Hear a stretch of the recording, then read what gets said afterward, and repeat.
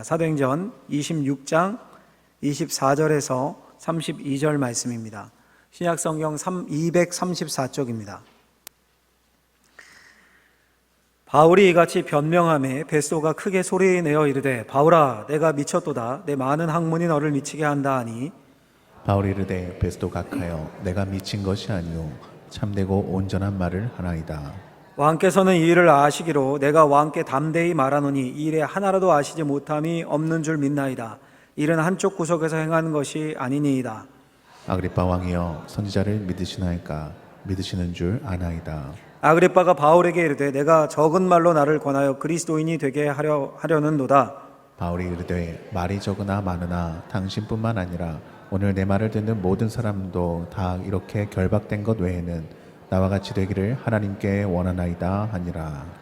왕과 총독과 번이게와 그 함께 앉은 사람들이 다 일어나서 물러가 서로 말하되 이 사람은 사형이나 결박을 당할 만한 행위가 없다 하더라.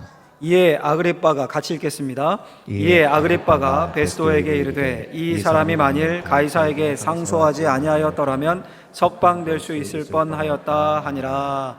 아멘. 기도하겠습니다. 하나님 아버지, 우리 하나님의 말씀 앞에 세우셨습니다. 이 시간 영적 전쟁에서 이기게 하시고 성령께서 우리를 집중시키시고 하나님의 말씀을 들을 때 병이 낫고 말씀을 들을 때 믿음이 커져가고 말씀을 들을 때 확신 가운데 설 수 있도록 은혜 내려 주옵소서. 예수님의 이름으로 기도하옵나이다. 아멘. 오늘은 다 나와 같이 되기를 원합니다라는 제목으로 하나님 말씀을 전하고자 합니다.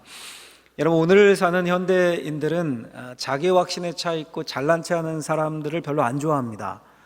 직장 내 왕따 1위가요 잘난 체하고 자기 확신에 차 있는 사람이다라는 설문조사를 제가 본 기억도 있는데요, 그 이유가 있는 듯합니다. 왜냐하면 지난 역사와 또 삶을 돌아보니까 이런 확신에 차 있는 사람들에 의해서 삶이 힘들어졌다라는 걸 알게 된 겁니다. 여러분 생각해 보십시오. 전쟁과 혁명 이런 거 왜 일어납니까? 원인이 뭡니까? 어떤 확신을 가진 사람이 그 확신에 근거해서 사람들을 설득하고 책을 쓰고 사람들을 막 선동하는 거죠. 예를 들어 공산주의를 주장했던 사람들이 사람들을 선동하고 혁명을 일으키고 전쟁으로 몰아넣었습니다. 다 확신을 가진 사람들이었습니다.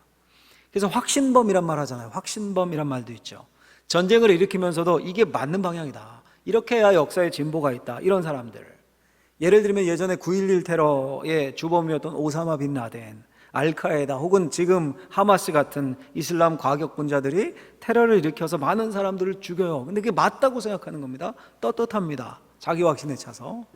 또 이스라엘도 팔레스타인의 일반인들과 어린아이들이 수없이 죽어도 이건 정당하다, 테러에 대한 대가다, 이렇게 확신하고 주장하죠. 그러니까 자기가 하는 일에 대한 분명한 확신이 다른 사람들을 괴롭힙니다. 우리 주변에서도 과도한 확신으로 다른 사람들을 억압하고 괴롭히고 내가 하는 건 다 옳고 자기 기준으로 다른 사람들 막 판단하고 다른 사람들을 마음을 아프게 하고. 여러분 가만 보면 우리 기독교인 가운데도 확신이 충만한 사람들이 많습니다. 큰 소리 뻥뻥 치고 우리는 다 천국 가고 니들은 다 지옥 간다, 막. 다른 사람들 지옥 가는 게 안타까운 게 아니라 고소한 것처럼 말하고, 또 교회 커지고 막 큰 교회 다니면 자기가 큰 사람인 것처럼 자랑하고 막. 이런 사람들 별로죠, 여러분. 안 좋죠, 별로. 근데 여러분 조금만 더 깊게 생각해 보면요, 확신을 가진 게 문제가 아니라 잘못된 확신을 가진 게 문제입니다. 그렇지 않습니까? 우리 모두 확신을 원합니다. 흔들리지 않는 확신. 또 올바른 확신을 가진 사람들을 흠모하고 따릅니다. 환경에 흔들리지 않고 자기의 지조와 의리를 지키는 사람, 얼마나 멋집니까? 돈의 유혹 이런 데 넘어가지 않고 권력에 아부하지 않고 사람들의 평판이나 인기에 영업하지 않고 꿋꿋하게 자신의 소신에 따라 자기 길을 가는 사람, 멋지지 않습니까? 여러분 사실 진정한 확신을 가진 사람은 교만하거나 잘난 척하지 않습니다. 다른 사람을 억압하거나 짓밟지도 않습니다. 세상을 어지럽히고 막 파괴하고 전쟁으로 내몰고 이게 아니라 세상을 위하여 헌신하고 평화를 만들어냅니다.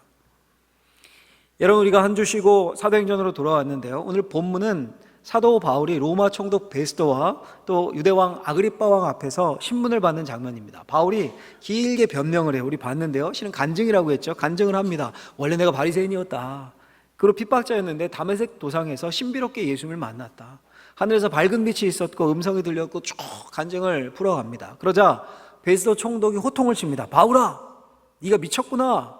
네가 이거저거 너무 많이 배워서 미쳤구나. 내 많은 지식이 너를 미치게 했구나. 여러분, 총독이 호통치면 죄수 주제에 쫄법하지 않습니까? 근데 바울이 당당합니다. 뭐라고 합니까? 오늘 본문에 보면 베스도각하, 저는 미치지 않았습니다. 제가 하는 말은 다 사실이며 온전한 정신으로 드리는 말입니다. 가만히 옆에서 듣고 있었던 아그리빠 왕도 한마디 거듭니다. 바울아, 이 짧은 시간에 내 간증으로 나를 그리스도의 사람으로 만들 수 있다고 생각하느냐. 이때 바울이 굉장한 말을 합니다. 오늘 설교 요절인데 우리 29절 말씀 같이 한번 읽어볼까요? 같이 한번 읽겠습니다. 바울이 이르되 말이 적으나 많으나 당신뿐만 아니라 오늘 내 말을 듣는 모든 사람도 다 이렇게 결박된 것 외에는 나와 같이 되기를 하나님께 원하나이다 하니라. 아멘. 모든 사람도 이렇게 다 결박된 것 외에는 나와 같이 되기를 하나님께 원합니다. 굉장한 말이죠. 이곳에 모든 사람이 다 나같이 됐으면 좋겠습니다. 이 고백입니다. 굉장한 확신이죠. 완전 확신에 차서 말합니다. 자, 그렇다면 이 바울이 가졌던 확신, 성경이 말하는 확신이 뭘까요? 성경이야말로 진짜 확신, 진정한 확신, 그 확신으로 세상을 살아갈 수 있는 그 확신, 그걸 우리에게 알려주지 않겠습니까? 거짓 확신이 아니라 진짜 확신, 그 특징이 뭘까요? 우리 성경을 통해 볼 텐데요. 오늘 우리 사랑하는 성도님들이 이 성경이 말하는 진정한 확신에 든든히 서서 흔들리지 않는 인생 되시기를 예수님의 이름으로 축복합니다. 제가 세 가지 정도로 짧게 정리를 해봤는데, 첫 번째는요, 같이 한번 화면을 보고 읽어보겠습니다. 같이 읽습니다. 세상을 알면 알수록 더 깊은 하나님에 대한 확신이 생긴다. 세상을 알수록 하나님에 대한 확신이 깊어진다, 이런 말이에요. 이런 무슨 말일까요? 이게 아무것도 모르면서 믿는 건 이거 확신이 아니라 맹신이죠. 눈먼 믿음이란 뜻이죠. 맹신. 그러니까 알면 알수록 더 깊은 믿음을 갖는 걸 확신이라고 합니다. 사람들이 기독교인들을 비판할 때 이렇게 말하곤 합니다. 아, 종교적인 확신 가진 사람들은 이 세상에 대해 아무것도 모르는 우물한 개구리 같은 사람들이다. 교회에만 갇혀있는 사람들, 자기들끼리만 뭐 믿는다 그러고, 세상 봐라 이렇게 빠르게 변하고 과학기술이 이렇게 발전하고 빠르게 진보하는데 2000년 전 고문서인 성경 이야기나 하고 있고 이러니 이 고리타분한 사람들이다, 이렇게 말을 해요. 또 우리 중에 이렇게 생각하는 분도 있습니다. 우리의 삶이 여러분 얼마나 변화무쌍하고 힘듭니까? 그래, 이런 의문을 갖는 겁니다. 이 새벽부터 출근해서 힘든 강도의 노동과 일을 하고 살아남기 위해 치열하게 경쟁해야 되잖아요. 치열하게 경쟁하고. 근데 목사님은 이런 성도들의 삶을 알기나 알까? 보이지 않는 하나님이 어떻고 죄가 어떻고, 그러니까 이렇게 살아야 된다, 뭐 허황된 성경에 나오는 안 믿어지는데 나는 막 기적 이야기나 하고, 사회생활에 대해서 알기나 아는 걸까? 그냥 교회에 갇혀서 교회에 충성하고 헌금하고 교회 생활이 최고다, 이렇게 가르치는 게 기독교인가? 이런 의문을 가진 사람들도 많습니다. 교회 내에도 있습니다. 특히 젊은 남자분들 중에 제법 있습니다. 자, 여러분, 그러면 과연 성경에 나오는 확신을 가진 사람들이 성경에 나오잖아요.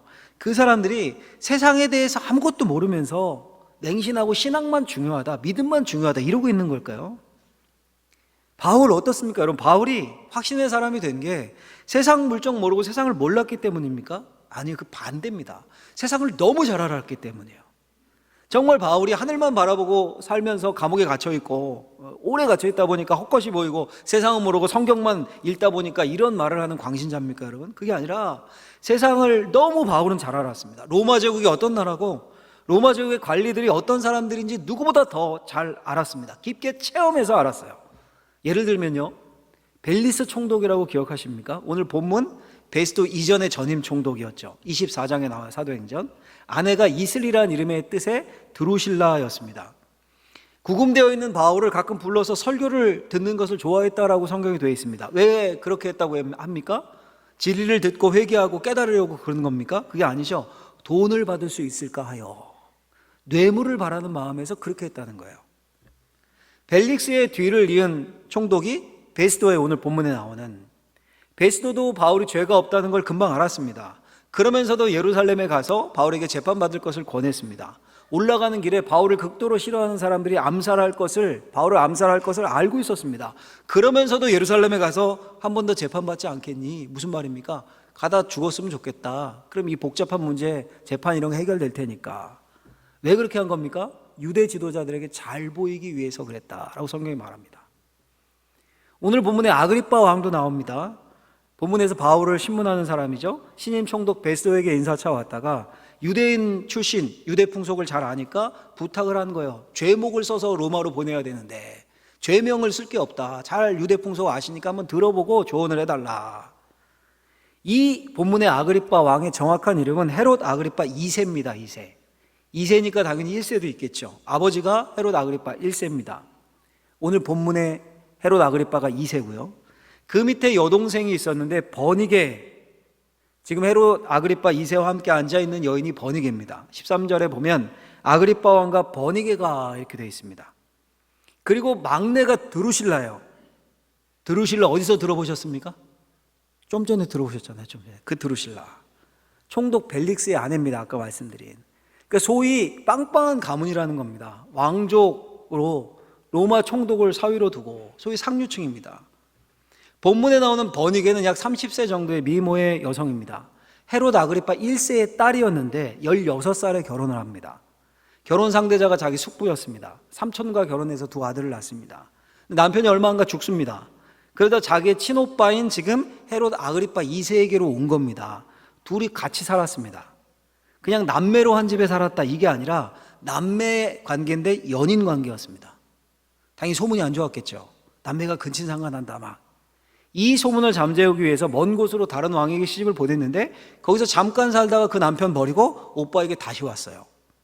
그 오빠와 함께 살고 지금 헤롯 아그리빠와 버니게가 베스도의 법정에 함께 앉아 있는 겁니다. 이게 그들의 삶이었습니다. 23절 보면 이렇게 표현해요. 성경이 이튿날 아그리빠와 버니게가 크게 위험을 갖추고 와서 천부장들과 시중의 높은 사람들과 함께 접견 장소에 들어오고 베스도의 명으로 바울을 데려오니, 아그리빠와 버니게가 홀에 들어오는 모습을 이렇게 묘사하죠. 크게 위험을 갖추고 들어와서 앉았다. 이 접견 장소는 가이사라라는 곳에 있어요. 지중해 바닷가의 멋진 도시입니다. 지금도 성지순례 여행 이스라엘 가시면 가이사라에 가면 있습니다. 근적이 석조 건축물로 이렇게 큰 홀 중간에 지금 총독 베스도가 앉아 있는 겁니다. 팡파레가 울리는 거예요. 소위 빠바바바. 왕인 아그리빠와 버니게가 위험 있게 들어옵니다. 금으로 수놓은 옷을 입고 온몸에 장신구를 치렁치렁 했겠죠. 왕관을 쓰고 있었을 수도 있어요. 그들 주위에 멋진 명품으로 치장한 고위급들이 다 따라 들어옵니다. 그들이 들어와 앉자 음악이 멈춥니다. 분명 성경에 이렇게 얘기하죠. 크게 위험을 갖추고 등장했다.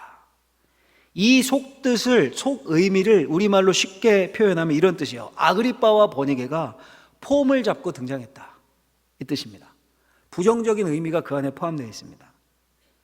그러면 성경을 기록한 사람들은 다 알고 있는 겁니다. 뭘 압니까? 아그리빠와 버니게가 어떤 사이다. 다 알죠. 근데 그들이 팡파레와 함께 들어오는 그 모습을 조롱하는 투로 폼을 잡고 들어왔다.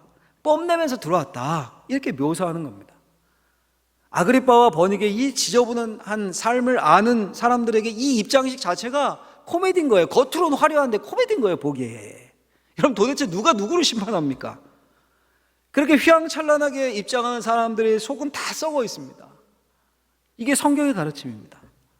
로마 제국을 세상을 모르는 게 아닙니다. 세상을 알기 때문에 더 확신이 깊어지는 겁니다. 세상을 알면 알수록 그 죄악된 사람들과 세상에 대해 실망하게 되고 대신에 하나님에 대해서는 더 깊은 믿음과 확신을 하게 되는 겁니다. 그게 바울이었습니다. 세상의 권력자들이 어떻게 사는지, 세상이 훌륭하다고 하는 사람들이 어떻게 사는지, 그들이 속과 겉이 어떻게 다른지를 알게 되면 더 신실하신 하나님을 바라보게 되는 거예요. 그리고 그런 위치에 가면 더 신실하게 하나님 옆에 서기 위해 애쓰게 되는 겁니다. 여러분 오늘날도 그렇지 않습니까? 많은 사람들이요 페이스북이나 인스타 각종 SNS에 빠져 삽니다.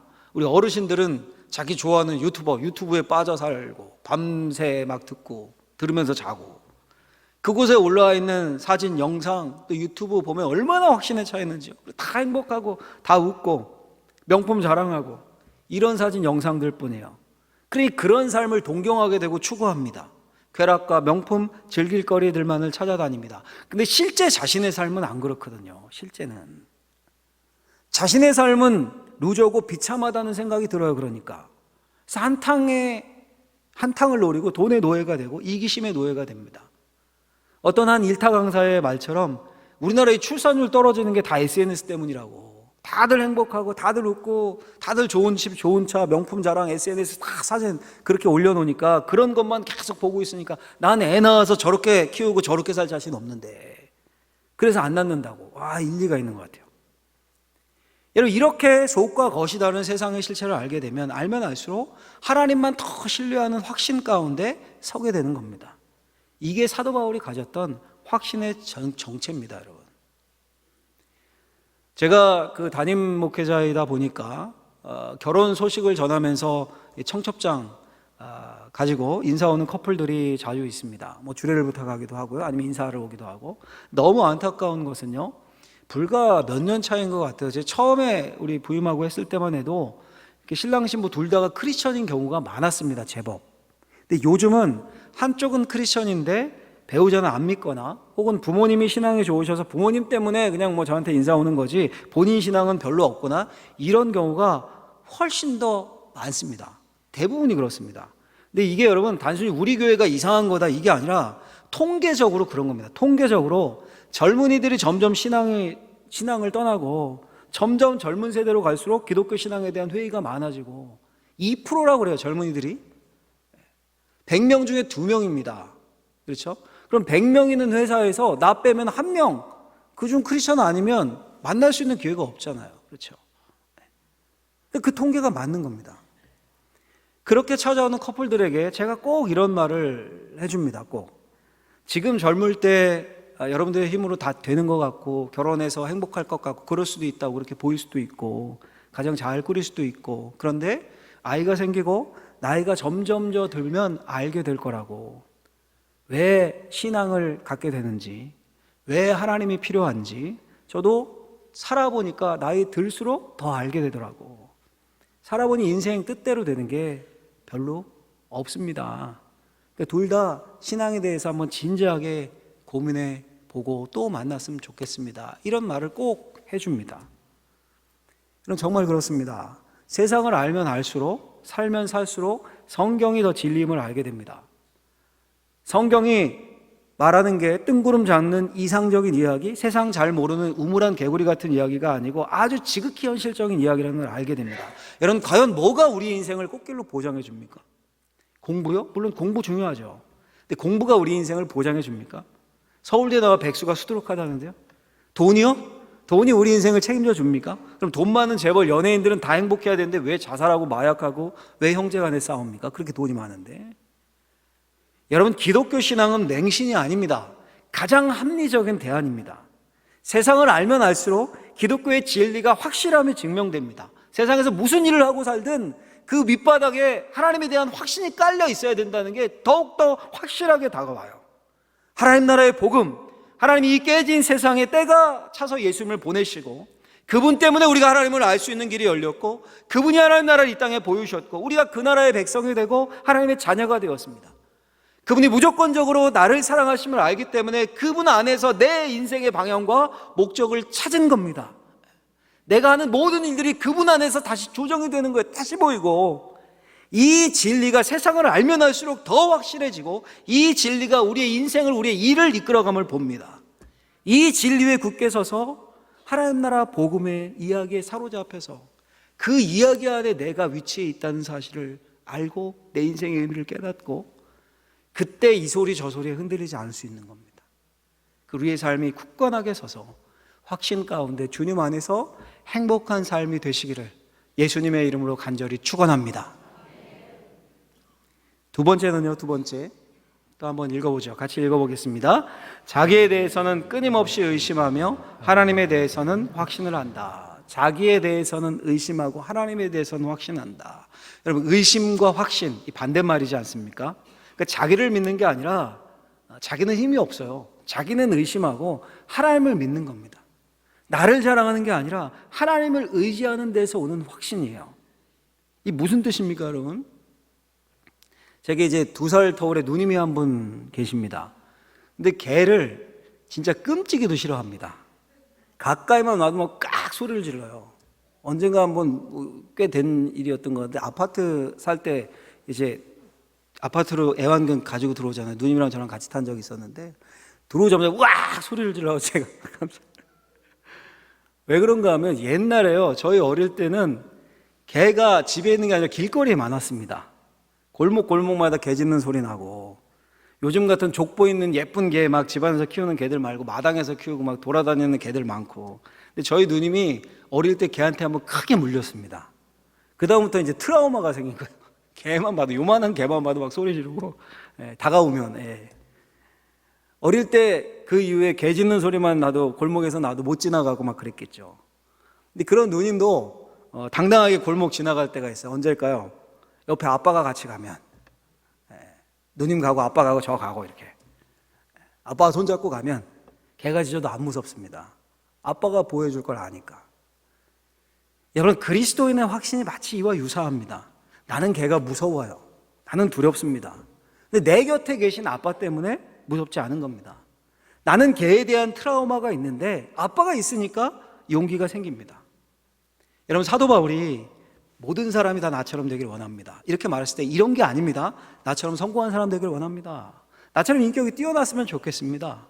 여러분들이 나처럼 교회 세우고 전도 잘하고 이렇게 되길 원합니다, 이 말입니까? 이게 아닙니다. 이 말이 아니라 나 자신은 약하지만 하나님을 의지하기 때문에 흔들리지 않는 나처럼 되기를 원합니다, 이 말입니다. 그 고백이 고린도후서 12장 9절입니다. 유명한 바울의 고백이죠. 같이 한번 읽어볼까요? 같이 읽어보겠습니다. 나에게 이르시기를 내 은혜가 내게 족하도다. 이는 내 능력이 약한 데서 온전하여짐이라 하신지라. 그러므로 도리어 크게 기뻐함으로 나의 여러 약한 것들에 대하여 자랑하리니 이는 그리스도의 능력이 내게 머물게 하려 함이라. 아멘. 여러분, 이게 무슨 뜻입니까? 약한 것을 자랑한다. 이 말 자체가 모순이지 않습니까? 약한 건 감추고 싶고 약한 건 드러내기 싫잖아요. 근데 약한 걸 자랑한다? 이 말은요, 내 속에 약한 게 가득한데, 근데 하나님이 주신 확신 때문에, 강함 때문에 내가 하나님을 자랑하는 것이지 나를 자랑하는 것이 아닙니다. 이걸 수사학적으로 멋지게 표현한 겁니다. 나에겐 자랑거리가 없습니다.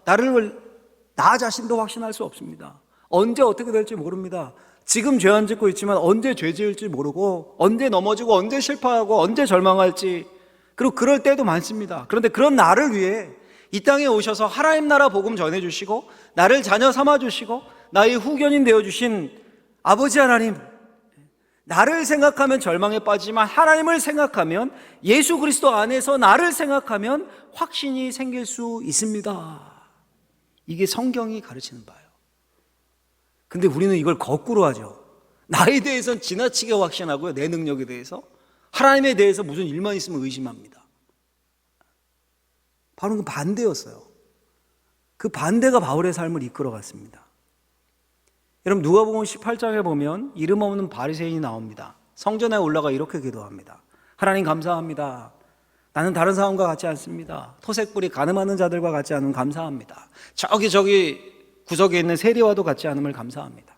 난 일에 2번 금식하고 소득의 11조를 드립니다. 확신 가운데 있죠.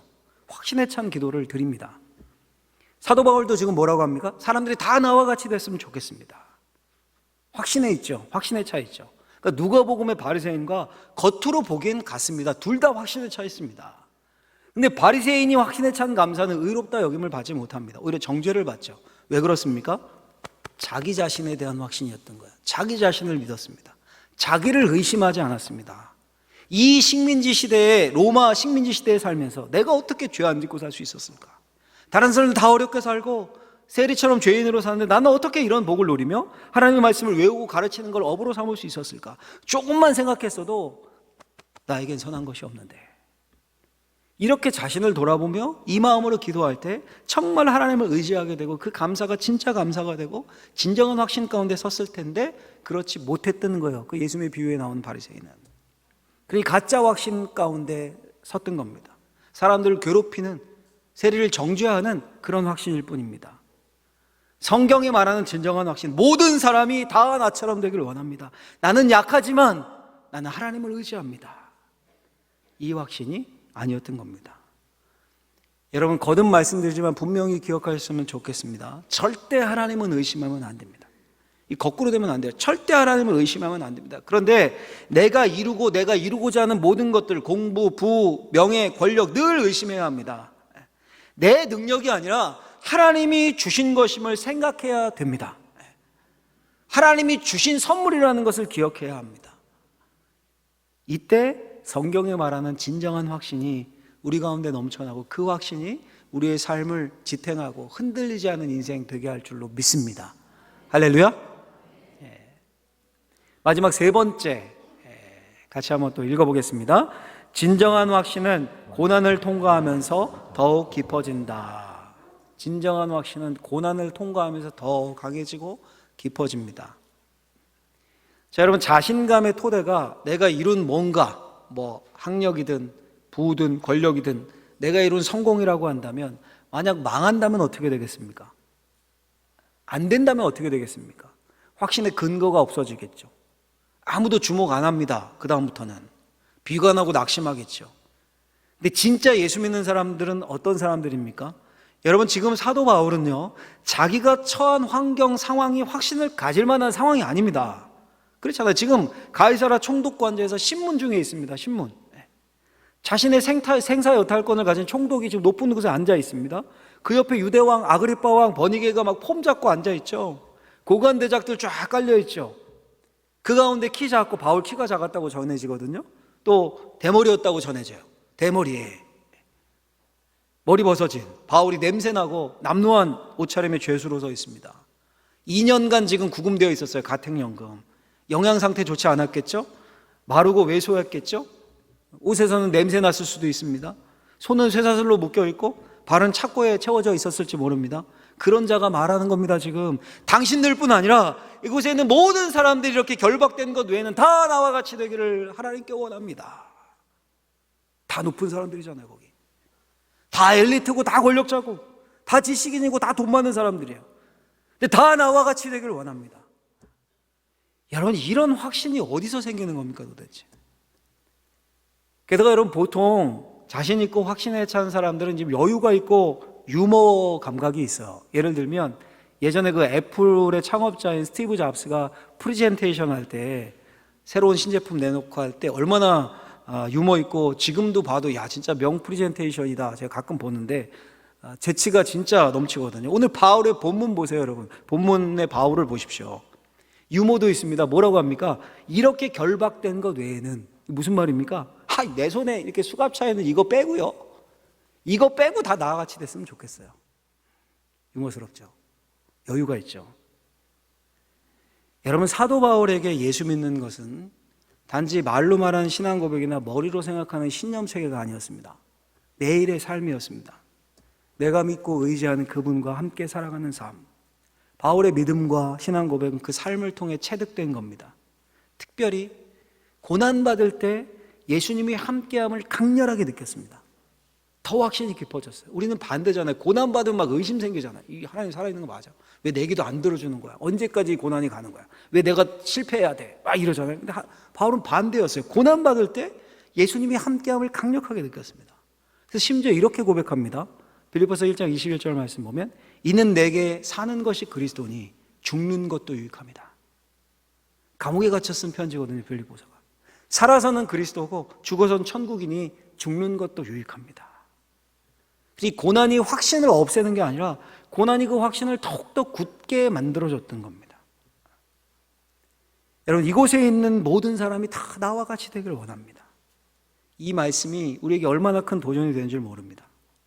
솔직히 이 말씀을 저 자신에게 적용해서 지금 우리 방어진 제일교회 담임 목회자로 여러분들의 사랑받고 신체 건강하고 평안하고 이럴 때 다 나처럼 되기를 원합니다. 이게 아니죠. 지금 바울은. 그렇죠?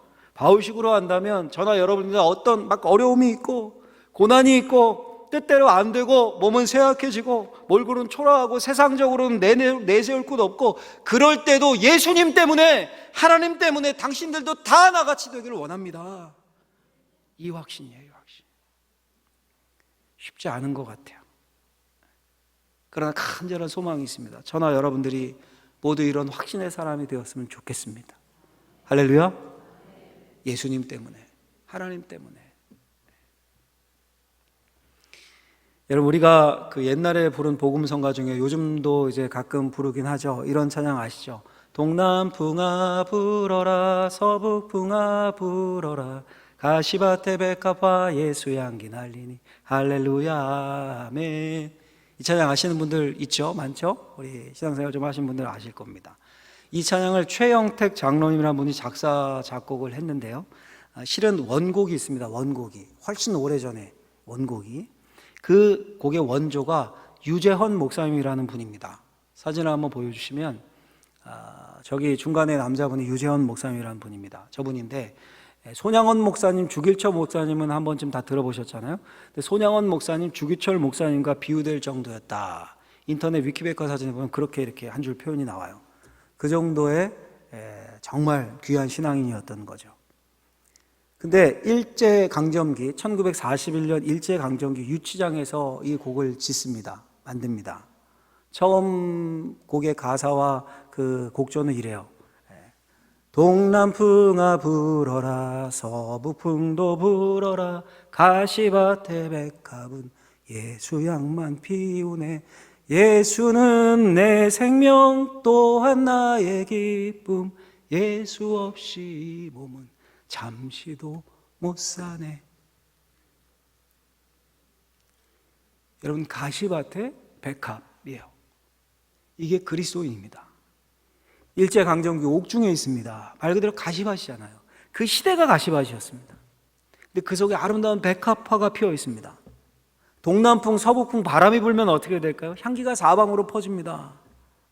사방으로. 유재헌 목사님은 한국전쟁 중에 공산당에 순교하셨습니다. 근데 여러분, 진짜 예수 믿는 사람은 고난 가운데 있을 때 알아보는 겁니다. 고난 가운데 있을 때 낙심하고 좌절하고 코 쑥 빠져서 안 보이고 막 고난이 오면 나 자신에 대해서는 그렇게 어떻게 확신을 하면서 하나님에 대해서는 의심하고, 하나님이 있는 거 맞아, 뭐야 이래. 그게 아니라 여러분, 그건 진짜 확신이 아니라 거짓된 확신을 붙잡은 거죠. 진짜 예수 믿는 사람은 동남풍이 불고 서북풍이 부는 그런 힘든 인생에서도 뭔가 뜻대로 안 돼요. 자꾸 뭐가 꼬이는 것 같아요. 가시밭인 것 같은데 백합화처럼 꽃을 피웁니다. 예수의 향기를 날립니다. 큰 확신 가운데 서 있습니다.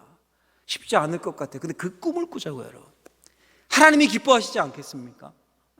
나는 약하지만 하나님 때문에 그 어떤 세상의 힘 앞에서도 내가 주눅들지 않고 다 나와 같이 되기를 원합니다. 이렇게 외칠 수 있는 그리스도인, 간절히 바라건대 저와 여러분들이 우리 주 예수 그리스도께 소망의 닻을 내리고 하나님 나라의 복음 위에 굳게 서서 하나님 나라의 복음 이야기에 내가 들어가 있음을 잊지 마십시오. 기억하고 묵상하고 가시밭이라도 예수 향만 피우는 그런 확신의 사람들이 다 되시기를, 2024년 그렇게 힘있게 흔들리지 않고 서 있기를 예수님의 이름으로 간절히 축원합니다. 기도하겠습니다. 하나님 아버지, 감사합니다. 우리를 부르셔서 주의 말씀을 듣고 말씀을 새길 수 있도록 은혜 주심을 감사합니다. 어떤 상황에서도 하나님에 대한 확신, 우리 주 예수 그리스도에 대한 확신을 잃지 않는 우리들이 되게 하여 주옵소서. 예수님의 이름으로 기도하옵나이다. 아멘.